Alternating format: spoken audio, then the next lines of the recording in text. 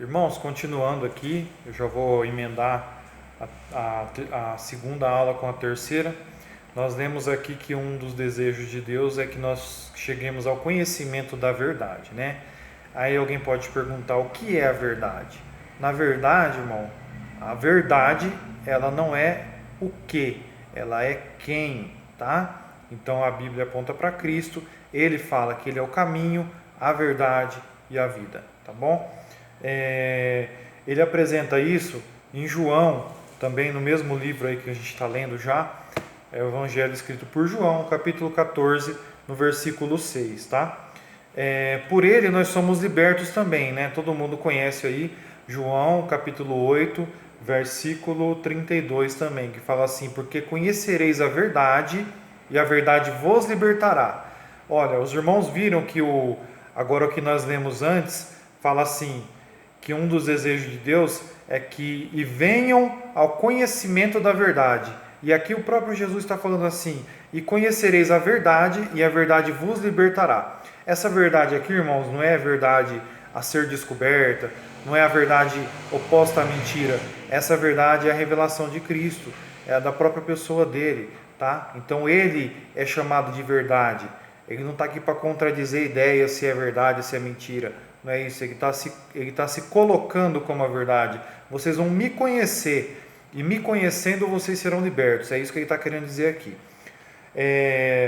No capítulo 7 também de João, no versículo 17, então João capítulo 7, 17, fala assim: santifica-os na verdade, a tua palavra é a verdade, tá bom? Então vamos lá de novo, João capítulo 7, versículo 17: santifica-os na verdade, ou seja, em Jesus, a tua palavra é a verdade. Ele fala dele duas vezes, irmão, porque palavra é Jesus também e verdade também é Jesus. Eu vou mostrar para os irmãos.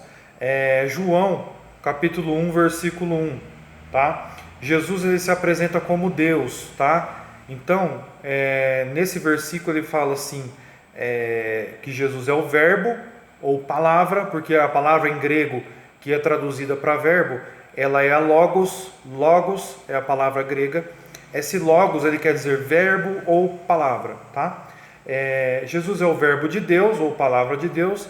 Ele estava com Deus, ele era Deus. Ele está falando dele antes de vir, de encarnar, tá bom? Quando ele ainda vivia com o Pai.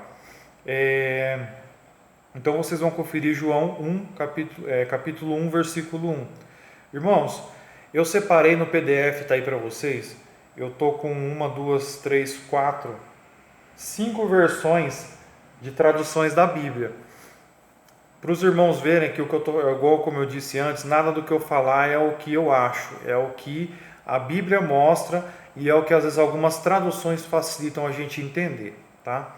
Ao meio da Revista Corrigida, que é a que a gente usa comumente, né, que eu uso mais para estudo também, ele fala assim: no princípio era o verbo e o verbo estava com Deus e o verbo era Deus. Então, presta atenção nessa palavra, verbo.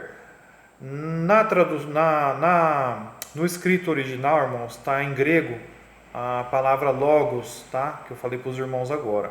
Vamos ver como está escrito na NVI, Nova Versão Internacional. No princípio era aquele que é a palavra. Ele estava com Deus e era Deus. Ou seja, mudou, né, irmãos? A forma de transliterar isso, de traduzir. Mas os irmãos viram que o sentido do texto é o mesmo, é o que eu falei antes. As versões, elas não mudam o sentido do texto, elas facilitam alguma interpretação, tá bom?